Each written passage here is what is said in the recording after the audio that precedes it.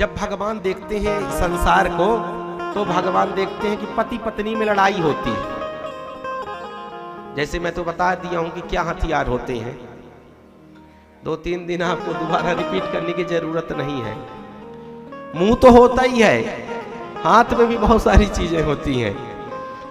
तो भगवान ने कहा कि हमारी पत्नी तो गुस्सा होती ही नहीं, कभी नाराज रुक्मिणी जी होती ही नहीं। और हम भी चाहते हैं कि गृहस्थ जीवन में कभी कभी थोड़ा बहुत लड़ाई हो जाए, कभी तो क्रोध कर ले रुक्मिणी जी।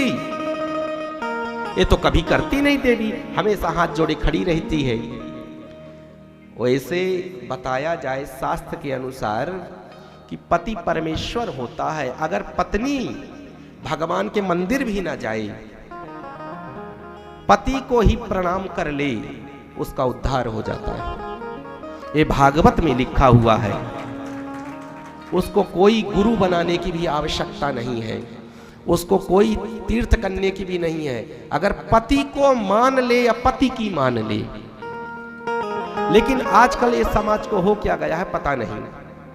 बहुत जोक्स बनते हैं, बहुत सारी चीजें होती हैं, लेकिन अगर हम दोनों प्रेम से रह ले तो आदर्श स्थापित कर लें। वही बात है, जीवन भर लड़ते रहे और जब बूढ़े बूढ़े हो गए तो जा करके फिर प्रेम दिखाते हैं। अरे पहले क्यों नहीं दिखाई? इतना बड़ा पति को परमेश्वर का दर्जा दिया गया है महाराज, और लक्ष्मी नारायण बोला गया है। जब शादी होती है तो वर को नारायण बोला जाता है और स्त्री को लक्ष्मी बोला जाता है।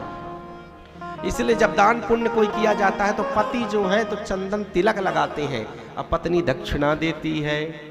और पत्नी के हाथ में अगर पैसा होता है तो बहुत अच्छा माना जाता है, क्योंकि लक्ष्मी जो है लक्ष्मी की तरह घर को चलाती है वो। ठीक है, इस हिसाब से ये एक गाड़ी के 2 पहिए हैं। जैसे साइकिल होती है ना, एक को भी खराब नहीं होना चाहिए।